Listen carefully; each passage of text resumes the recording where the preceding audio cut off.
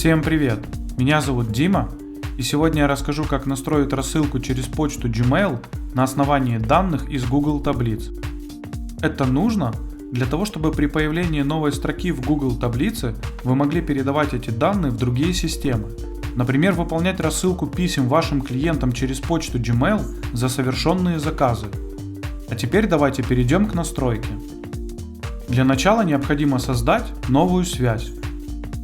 Далее необходимо указать систему источника данных Google Sheets.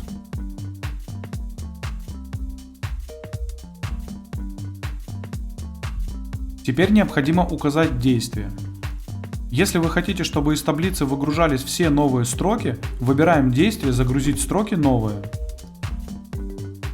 На этом этапе вам необходимо подключить аккаунт Google таблиц к системе Apex Drive.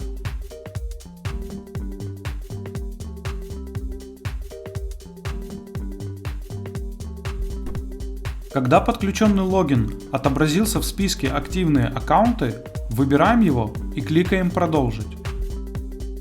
Теперь необходимо указать файл и лист, с которых будут выгружаться новые строки. Если у вас в таблице уже находится, например, 1000 строк, и вы хотите начать загрузку с последней из них, в этом поле необходимо указать цифру 999. В данном случае у меня в таблице находится одна строка, поэтому я в этом поле оставляю единицу. На этом этапе вы можете настроить фильтр данных. В данном случае в этом необходимости нет, поэтому просто кликаем «Продолжить». Теперь вы видите данные по одной из ваших строк. Если вас все устраивает, кликаем «Далее». На этом настройка источника данных Google таблиц успешно завершена. Теперь необходимо перейти к настройке приема данных. В качестве системы приема данных указываем Gmail.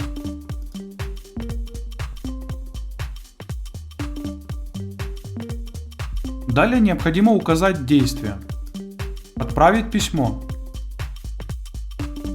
Теперь необходимо подключить ваш аккаунт Gmail, который будет использоваться для писем в качестве отправителя.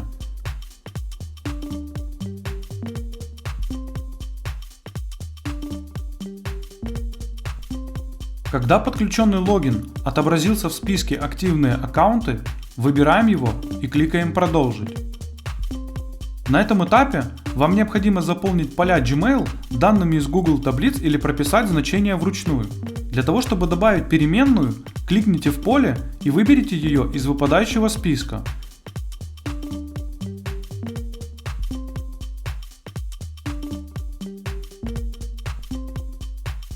Обратите внимание, вы можете использовать не только переменные из выпадающего списка, но и прописывать значения вручную.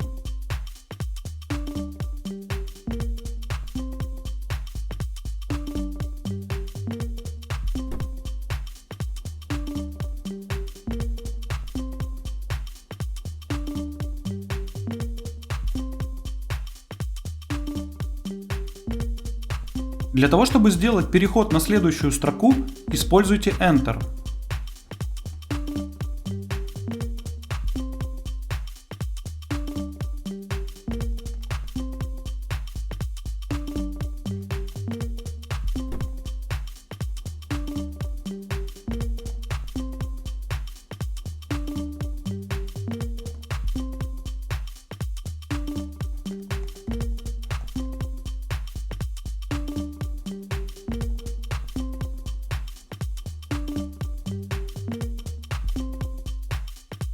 Когда все необходимые данные назначены в поля Gmail, кликаем «Продолжить».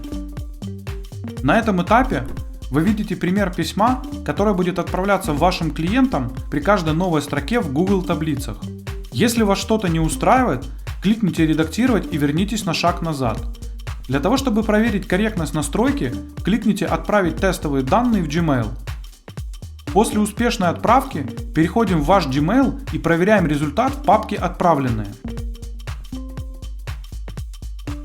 Если вас все устраивает, возвращаемся в систему Apex Drive и продолжаем настройку. На этом настройка приема данных Gmail успешно завершена. Теперь необходимо включить автообновление и выбрать интервал срабатывания связи, например, 1 раз в 5 минут.